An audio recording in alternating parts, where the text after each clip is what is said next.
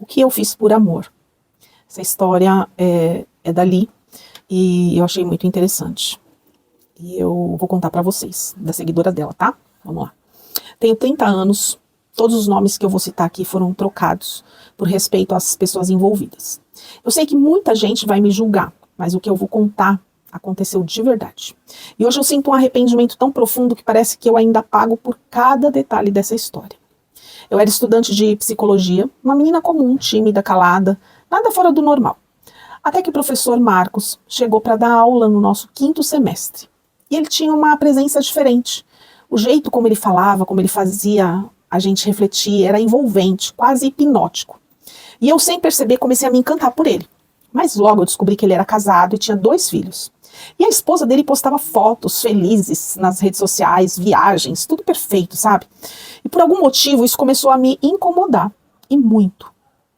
No início eu tentei chamar atenção de forma inocente, participava das aulas, puxava conversa, mandava e-mail com dúvidas, só para ele me responder. Mas ele era sempre educado e muito distante de mim. Meses se passaram e um dia, procurando um livro num sebo perto da faculdade, eu encontrei Flor Negra, Rituais de Amarração e Quebras de Laços. Esse livro. Esse não era o nome real do livro, e até hoje eu prefiro não revelar o verdadeiro. Mas ele parecia antigo, sujo, com as páginas manchadas e um cheiro estranho. Parecia ter sido mergulhado em algum líquido e depois escrito por cima. Era bizarro, gente. Mas assim, eu levei o livro para casa, né? E ali, entre as páginas, eu encontrei um ritual. Um feitiço para afastar pessoas e abrir espaço no coração de alguém. Eu sabia que eu estava mexendo em coisa errada. Mas o ódio e a obsessão tinham tomado conta de mim já. O ritual, ele pedia um objeto íntimo dele e algo da esposa. A caneta foi fácil. Ele esqueceu uma na mesa e o nome completo dela eu peguei no Instagram. Eu enterrei a caneta com uma vela preta acesa e um pano manchado com o meu sangue menstrual, como um livro mandava. Recitei as palavras perto da meia-noite e foi só isso, simples, mas foi sombrio. 2 semanas depois, a esposa dele sofreu um acidente doméstico, caiu da escada e fraturou 2 vértebras. Ele começou a faltar às aulas e quando voltou ele estava muito abatido. Foi aí que eu me aproximei. E eu quis saber, o ombro amigo, né? A atenção, sabe como que é, né? E ele começou a confiar em mim. Contava que o casamento estava estranho, que a esposa dizia ver sombras, sentir empurrões, ouvir pessoas, que ele achava que ela estava ficando meio doida. E eu fingia empatia, mas por dentro eu sorria. O livro dizia que para selar o laço era preciso um banquete chamado Banquete das Sombras. Nesse ritual, a pessoa precisava ingerir algo que tivesse uma parte do outro. Exatamente. Eu consegui um fio de cabelo dele no banheiro dos professores, misturei na massa de um bolo e comi sozinha. Foi nojento, mas quando eu terminei, eu senti algo gelado me atravessando. Na semana seguinte, gente, eu levei para ele outro bolo com algo meu. Poucos minutos depois de comer, ele teve uma crise nervosa. Ele passou mal e saiu da sala assim, apavorado. Ele ficou dias sem ir para a faculdade. Deu uma crise nele. Até que ele me ligou dizendo que ele sonhava comigo, pensava em mim o tempo todo. Até quando ele estava com a esposa, e foi assim que tudo começou. Nos envolvemos, a gente se via em motéis baratos, sempre escondidos. Mas ele chorava, dizia que estava perdendo tudo, que amava a esposa, mas não conseguia ficar longe de mim.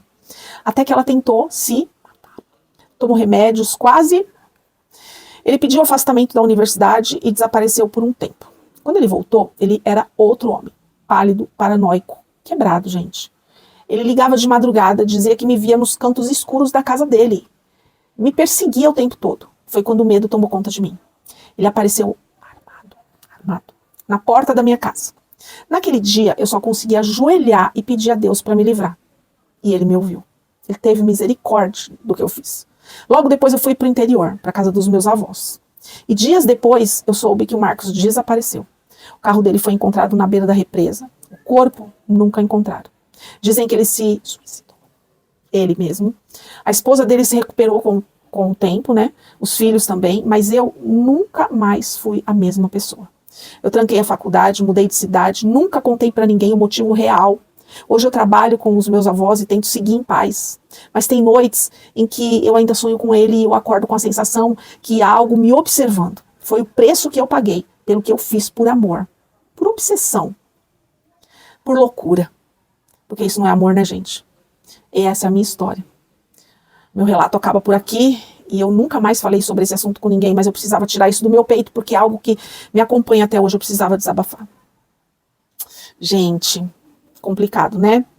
Assim, quando a gente ouve uma história e fica sem saber o que dizer, é complicado, né? Porque essa é uma delas. Enquanto eu falava sobre esse relato, eu senti o peso do arrependimento dessa mulher, né? E por mais que ela tenha feito algo assim terrível, eu acredito que a própria vida já cobrou bem caro, né? Porque a gente paga aqui mesmo, né? Deus, ele permite que a gente pague aqui mesmo, para que a gente se arrependa e tenha assim, uma chance de pedir perdão para ele, né? E ter a salvação. Mas essa história serve para lembrar uma coisa: nenhum amor vale a tua paz, vale a tua fé, e muito menos a tua alma, gente.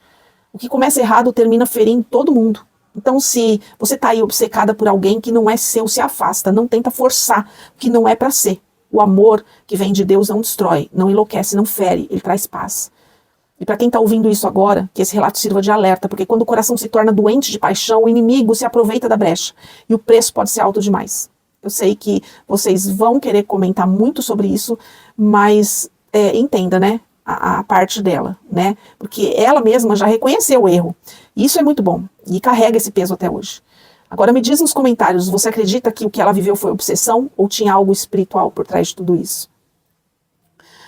Eu nunca dou a minha opinião aqui, né? Mesmo por ser pastora, e esse perfil não é de religião, nada. Mas eu precisava falar, porque isso envolve uma coisa muito séria, né? E eu preciso alertar vocês, porque eu amo vocês, nunca façam isso. Tá? Mas deixa aí o seu comentário, o que você acha, e eu respeito o que você acha. Se você tem uma história, manda pra mim que eu conto aqui. E compartilha, porque precisa ser compartilhada essa história. E clica aí no coraçãozinho para me ajudar a crescer o perfil. E compartilha assim por amor, tá bom? Um beijo no teu coração, Deus te abençoe e quero ver seu comentário.